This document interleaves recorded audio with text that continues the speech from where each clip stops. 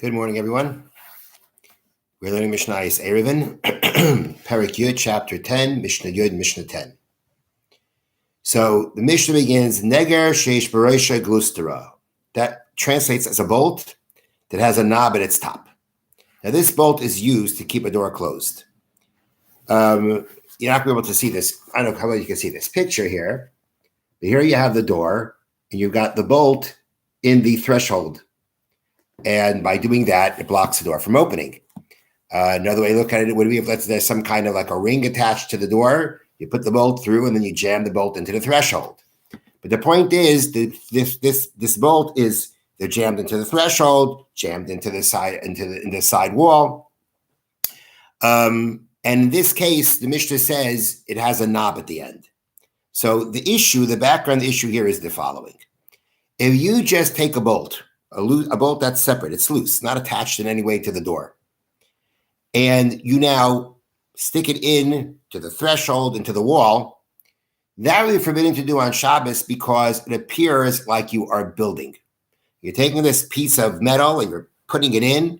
It appears like something that could be, it appears like something that could possibly be permanent.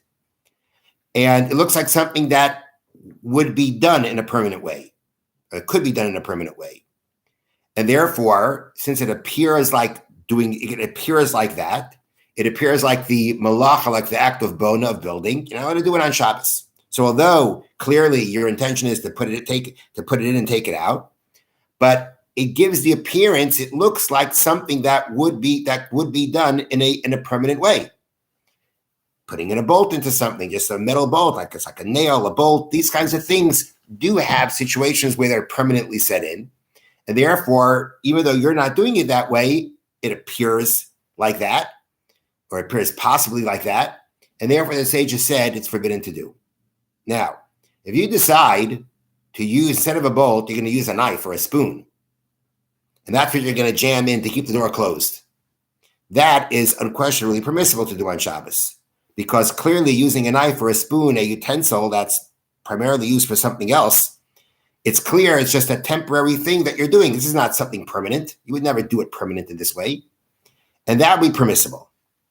Our case of the Mishnah is where you have the bolt. That's the word neger, means bolt. Sheyesh barosh glustra. On top of it, it has a knob on top. And probably typically this knob is there to be able to, it's easier to grab on and to pull it out. But because it has a knob on top, it actually, if you turn it upside down, you could use it as a pestle. You could use it to smash things. You use it to grind things. So you have something here that's primarily used as a bolt, but it could be used as a utensil. What did the sages say regarding that? So Rebbe Eliezer Oyser. Rebbe Eliezer says forbidden. It's primarily used as a bolt. You can't use it. Now, Rebbe Eliezer would agree that if, let's say, you hang this bolt from the door, meaning you attach it with some kind of a little string or a rope, and it's hanging.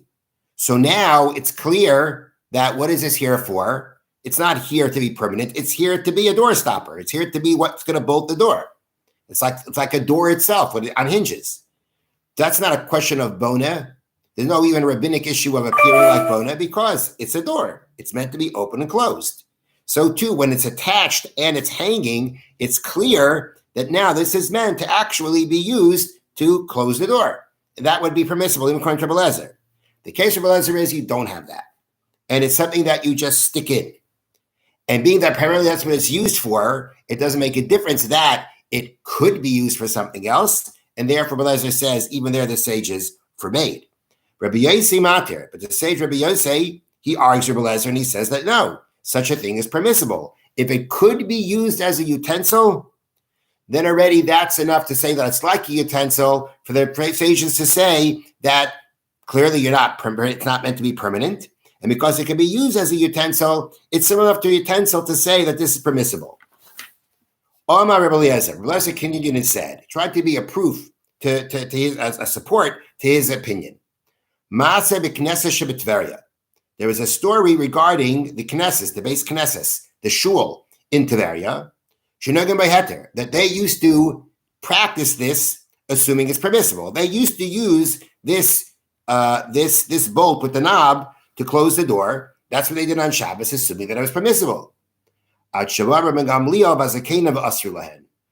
the sage Rabbi Gamliel and the other elders came and told them you're not allowed to do it. So that's a support for him. This is the story that he has. This is the tradition that he has, that Rabbi Gamliel and the sages said that this was forbidden to do. Rabbi Yossi says, Rabbi Yossi, who permits this, responded, he got the story wrong. Originally, they assumed it's forbidden to do, so they didn't do it. Rabbi Gamliel and the elders came and said, no, it's permissible. There clearly was an issue. There is definitely a story here about the shul in Tveria and Rabbi Gamliel and the sages and other sages coming and changing what their practice was. But the question was, there seems to be an argument. Each one maybe had a different tradition as to what really went on there. Was it forbidden? Did they assume it was permissible originally, and then the sages came and forbade it, or was it the other way around? The Bartanura says, that in this case, where the bolt has a knob, it would be permissible to close the door on Shabbos, to put it into to jam it into the threshold to keep the door closed. Have a wonderful Shabbos.